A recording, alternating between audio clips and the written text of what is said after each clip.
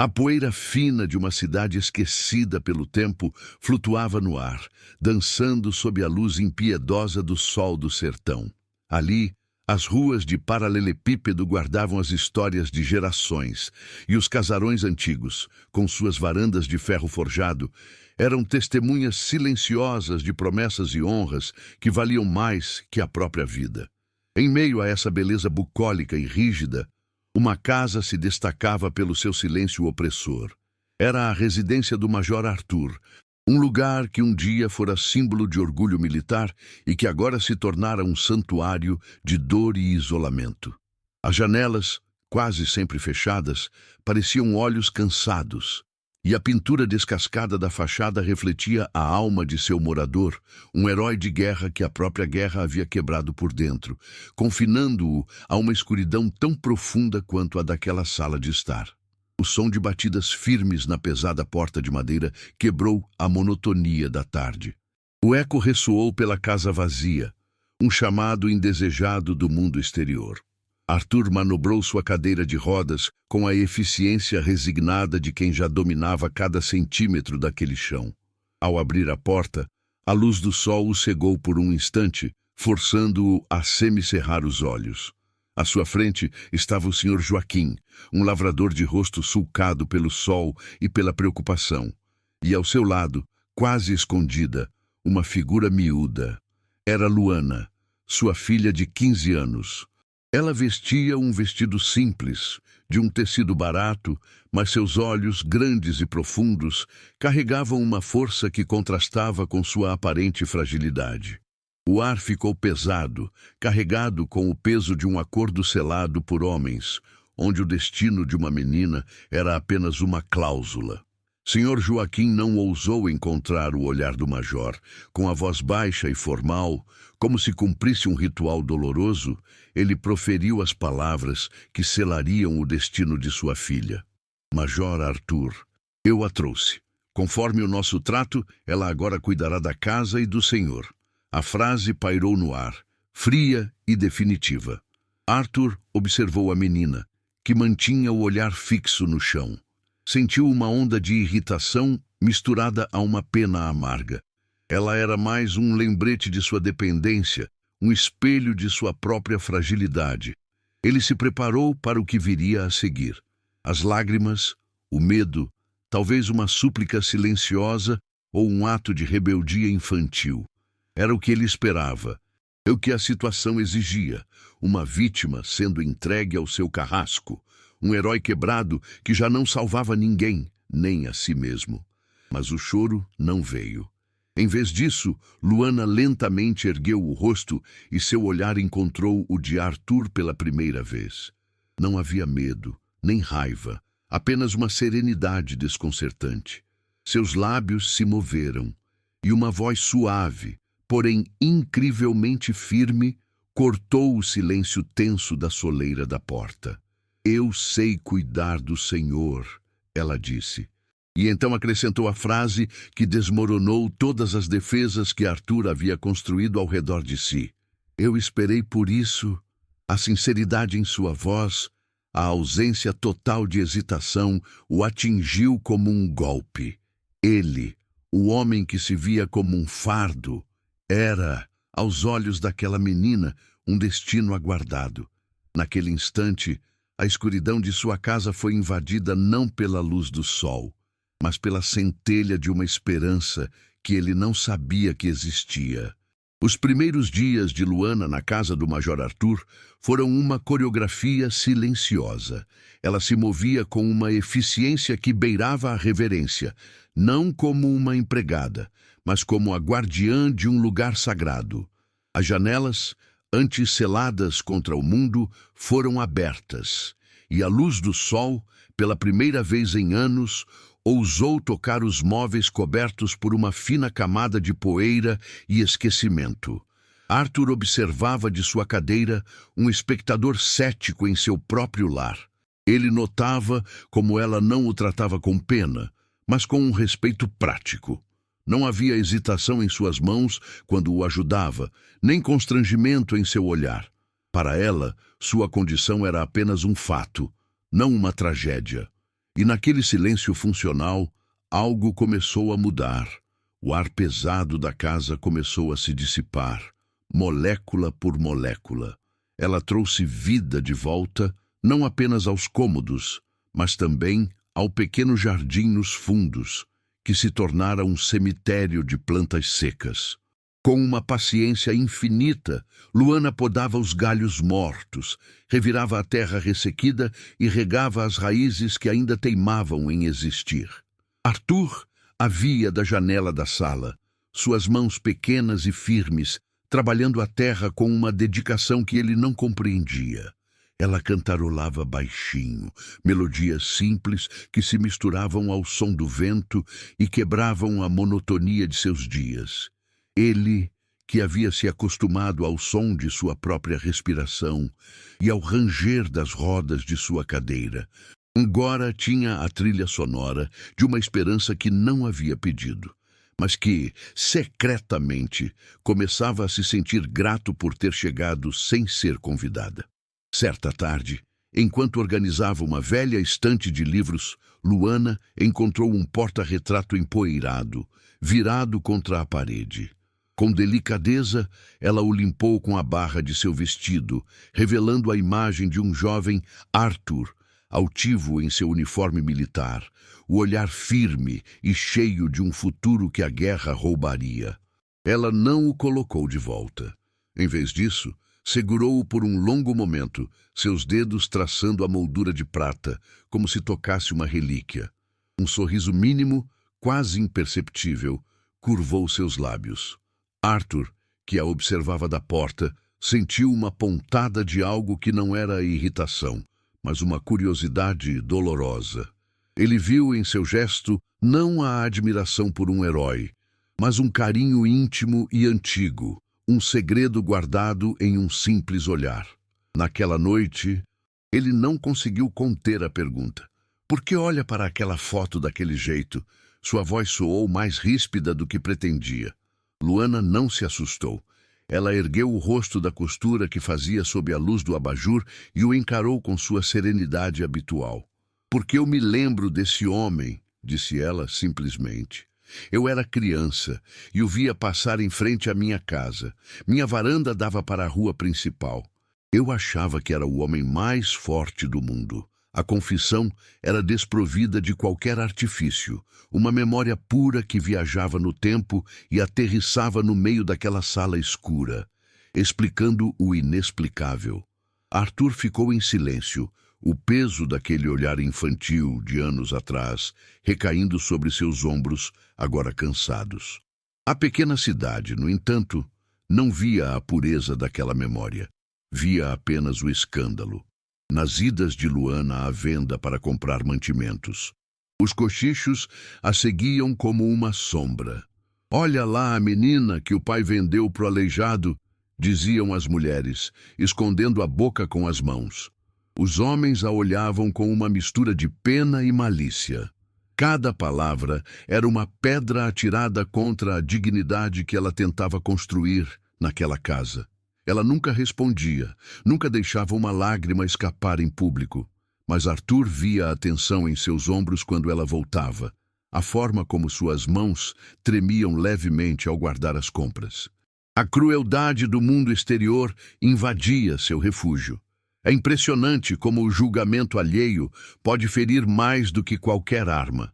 Se você também acredita na força das histórias que desafiam o preconceito, inscreva-se para nos ajudar a continuar.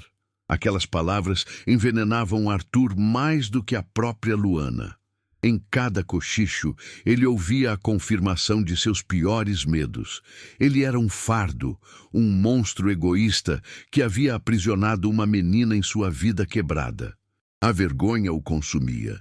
Ele começou a se tornar distante, frio, erguendo novamente as muralhas que ela havia começado a derrubar. Você não devia estar aqui, ele disse a ela certa vez, a voz carregada de uma amargura que visava a si mesmo. Lá fora, existe um mundo inteiro para você. Vá embora antes que esta casa te sufoque também. Era uma tentativa desesperada de protegê-la, de afastá-la de sua própria escuridão. mas suas palavras soavam como a mais pura rejeição. Um eco da crueldade que vinha da rua. Numa noite de tempestade, os demônios da guerra vieram buscar Arthur. Os trovões lá fora se misturaram aos sons de explosões em sua mente e ele acordou gritando, o suor frio encharcando sua camisa, o corpo tremendo incontrolavelmente. Ele não estava mais em seu quarto, mas de volta à trincheira, o cheiro de pólvora e medo impregnando o ar. Ele se debatia, preso não apenas às memórias, mas também à imobilidade de suas pernas. O pânico o engoliu por inteiro. Naquele instante, ele era apenas um soldado perdido, um homem quebrado, revivendo o momento exato em que sua vida havia se partido em duas. Um antes e um depois, que o assombraria para sempre, sem trégua e sem piedade. Luana entrou no quarto como uma aparição calma, em meio ao caos. Ela não hesitou, não demonstrou medo. Aproximou-se da cama e, com uma firmeza surpreendente, segurou seu rosto entre as mãos. Major, olhe para mim. Sua voz era um comando suave, mas inquestionável. O senhor não está mais lá. A guerra acabou. O senhor está em casa. Está seguro. Ela repetiu as palavras como um mantra, seus olhos fixos nos dele, forçando-o a se ancorar no presente. Aos poucos, os sons da batalha em sua mente foram substituídos pelo som da chuva no telhado e pela voz dela, uma âncora de serenidade em seu mar de terror. Ele parou de tremer, e o grito em sua garganta se transformou em um soluço silencioso. Na quietude que se seguiu à tempestade, com a primeira luz do amanhecer pintando o céu, a vulnerabilidade pairava entre eles como uma névoa. Foi então que ela confessou o resto de seu segredo, a parte que dava sentido a tudo. Eu me apaixonei pelo Senhor naquela varanda. Antes de tudo isso, sua voz era um sussurro que preenchia o quarto. Quando soube que o Senhor tinha voltado, rezei todas as noites. O homem que voltou não é menos do que aquele que partiu. Para mim, ele é mais, porque ele sobreviveu. Arthur a encarou, atônito. A revelação o atingiu com a força de uma onda, varrendo anos de autopiedade e amargura. Ele não era um inválido aos olhos dela. Ele era um sobrevivente.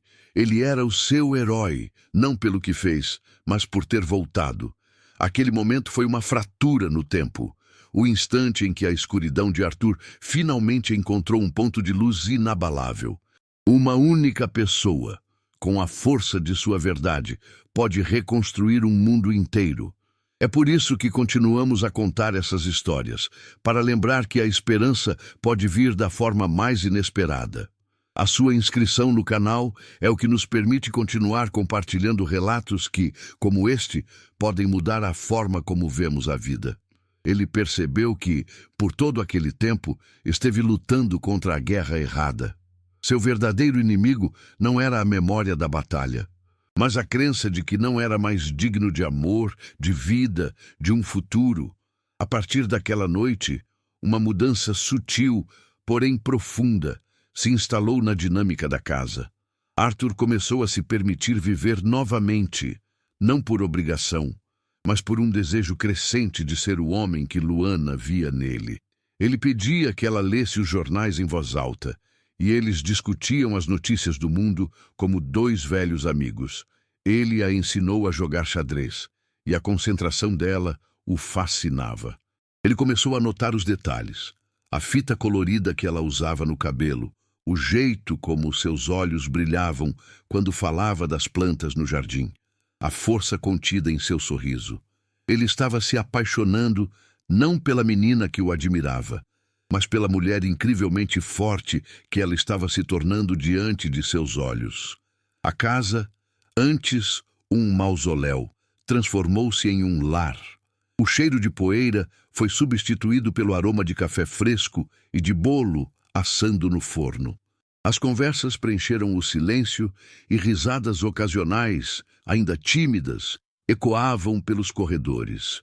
Arthur ainda estava em sua cadeira de rodas, e os cochichos da cidade não haviam cessado. Mas algo fundamental havia mudado por dentro. A presença de Luana não era mais um lembrete de sua dependência, mas a prova de sua resiliência. Juntos, sem que o mundo soubesse, eles estavam construindo um refúgio, uma fortaleza erguida não com tijolos, mas com aceitação, cuidado e um amor que florescia silenciosamente, desafiando a lógica, o tempo e o julgamento de todos. A tranquilidade que haviam conquistado foi estilhaçada em uma manhã de terça-feira. A batida na porta não foi a de um vizinho ou vendedor, mas um som oficial, pesado e autoritário. Eram 3 homens. Na frente, o prefeito, um sujeito de bigode farto e olhar julgador, e ao seu lado, o padre da paróquia, cujas mãos seguravam um terço como se fosse uma arma contra o pecado. Atrás deles, um oficial de justiça, o rosto inexpressivo, segurando uma prancheta que parecia carregar o peso de uma sentença. Eles não pediram para entrar, simplesmente se anunciaram e adentraram a sala, seus olhos varrendo o ambiente com uma desaprovação velada. Luana se encolheu instintivamente perto da janela, as mãos segurando o tecido do avental, enquanto Arthur manobrava sua cadeira para encará-los de frente, a espinha ereta, o antigo comandante ressurgindo das cinzas da resignação.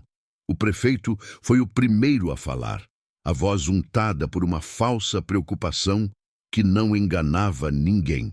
Ele discursou sobre a moral da cidade, sobre os bons costumes e sobre o dever da comunidade em proteger os inocentes.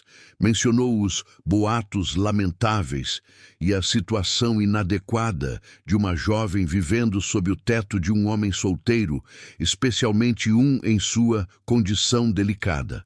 O padre acrescentou com citações sobre a pureza e o perigo da tentação, olhando para Luana como se ela fosse uma alma perdida que precisava ser resgatada da boca do leão. Cada palavra era uma acusação, um veredito proferido antes mesmo de qualquer defesa. Eles não estavam ali para entender, estavam ali para separar, para impor a sua versão da ordem, desmantelando o pequeno mundo que Arthur e Luana haviam construído com tanto cuidado. Arthur os deixou falar, absorvendo cada sílaba de hipocrisia em um silêncio glacial. Quando finalmente se calaram, esperando sua submissão ou sua fúria, ele respirou fundo. Sua voz, quando veio, não era alta, mas carregava uma autoridade que fez os 3 homens recuarem um passo. Vocês falam de moral, ele começou, o olhar passando por cada um deles. Mas não sabem nada sobre a guerra que lutei aqui dentro, nesta casa, nesta cadeira. Eu estava morto. Um fantasma assombrado por heróis que não pude salvar. Vocês viam um inválido, e era isso que eu era. Então ela chegou. Ele virou a cabeça lentamente na direção de Luana. Ela não viu um aleijado, viu um homem. E com sua coragem, sua decência e seu cuidado, ela me ensinou a viver de novo. A salvação que vocês pregam em seus púlpitos, eu encontrei aqui, nesta sala. Ele então ignorou completamente os visitantes, manobrando sua cadeira até ficar diretamente em frente a Luana, cujos olhos estavam cheios de lágrimas não de medo, mas de uma emoção avassaladora. Ele estendeu a mão e tocou seu rosto com uma delicadeza que contrastava com a dureza de suas palavras anteriores. Eles veem um inválido e uma menina. Eu vejo minha salvação e a mulher mais forte que já conheci. Sua voz embargou por um instante, a vulnerabilidade exposta sem vergonha. Luana, eles querem te levar para te proteger, mas a única proteção que importa é a que escolhemos. Por isso, eu te peço, na frente deles e de Deus, se essa for a sua vontade, case-se comigo. Não por um trato, não por pena, mas porque sua alma encontrou a minha nesta escuridão e a transformou em luz. O silêncio que se seguiu foi absoluto, quebrado apenas pelo tic-tac de um relógio de parede. Luana ergueu o rosto, as lágrimas escorrendo livremente, mas um sorriso radiante se abriu em seus lábios. Ela colocou sua mão sobre a dele, que ainda repousava em sua bochecha.